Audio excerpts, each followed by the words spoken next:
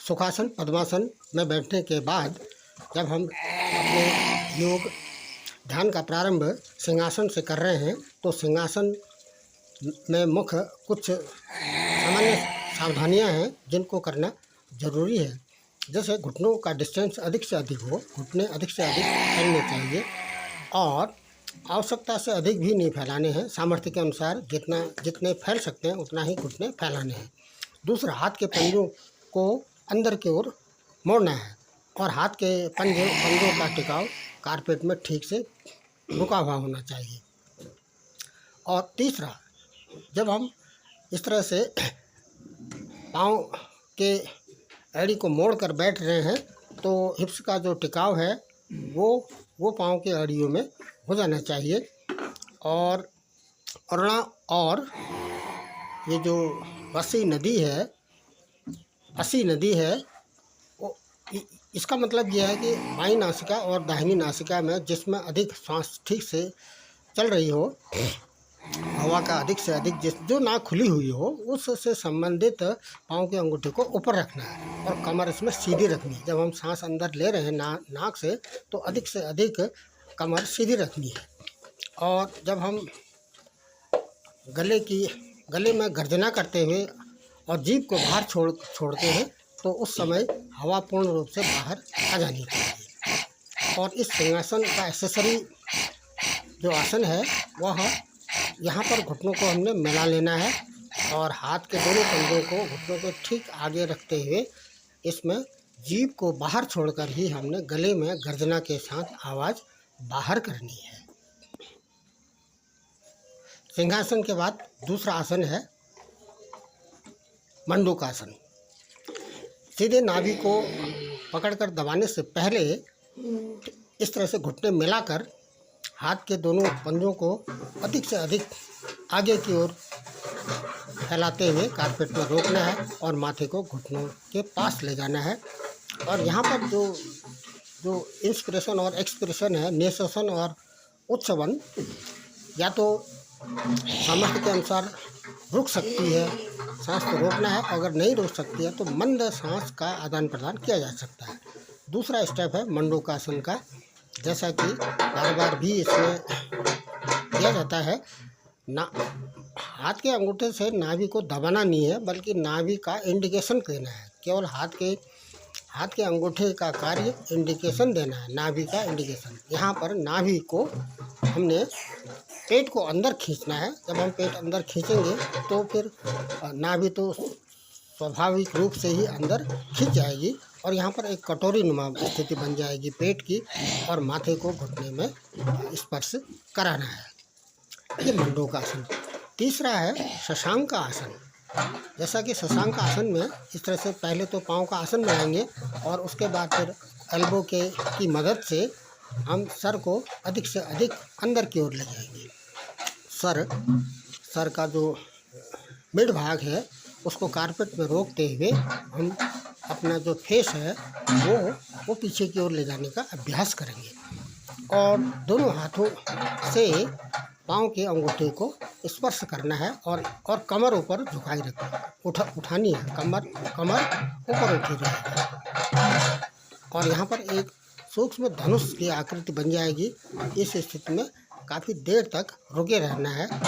ये शशांक स्थिति से जब हम वापस आ रहे हैं तो घुटनों में इस तरह से अप डाउन करना है।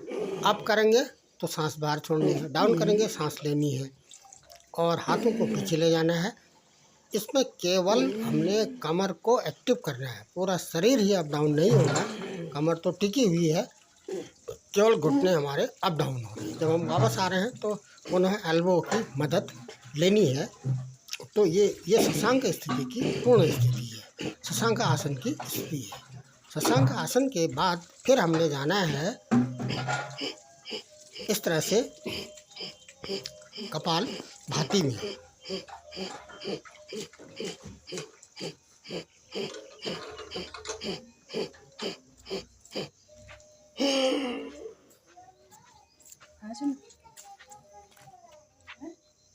कपाल भाती और उज्जाई के बाद फिर हमने इसमें एक बंद बनाना है।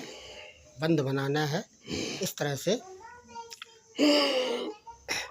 पेट को अंदर खींचते हुए, पूर्ण रूप से पेट को अंदर खींचते हुए हमने लगभग पसली के नीचे वाले नाभि से ठीक ऊपर वाले हिस्से में इसको थोड़ी देर के लिए रोकना है इसमें।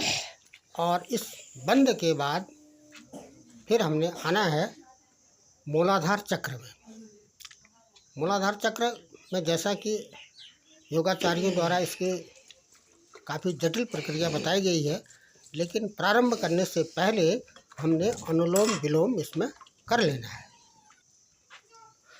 अनुलोम, एक नाक से अधिक हवा को अंदर खींचना है, इंस्पिरेशन करना है, और उसको दूसरे स्टेप में इसी हवा को लंग्स में रोकना है, और तीसरे स्टेप में लंग्स में रोकी हुई हवा को पुनः नाभि और पेट और गुदा को इंडिकेशन करते हुए इसको बाहर छोड़ना है।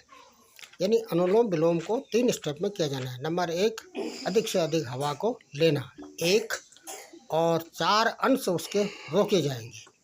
जितनी हवा हम अंदर ले रहे हैं उसका 4 गुना हमने लंग्स में इसको रोकना है, और 1 भाग इसका बाहर छोड़ना है।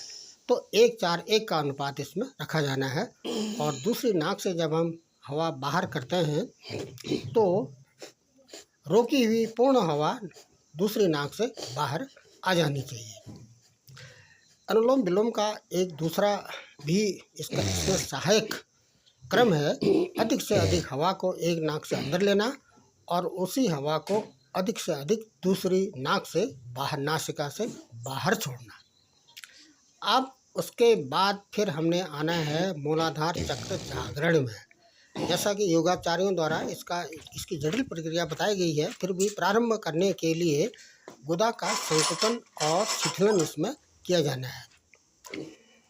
कॉन्ट्रैक्शन एंड एक्सटेंशन, इसमें कमर सीधी रखनी है और सुखासन में इस तरह से बैठ जाना है, और गुदा का इंस्पिरेशन और एक्सपिरेशन करना है।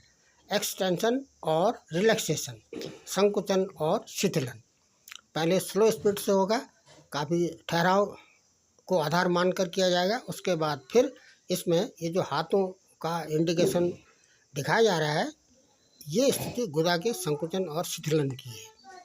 उसके बाद फिर रैपिड स्पीड से इसको संकुचन और शिथिलन इसमें किया जाना है। एक्सटेंशन और रिलैक्सेशन, ये केवल फोकस हमारा गुदा में है। इस बीच ध्यान को भी हमने केंद्रित करना है।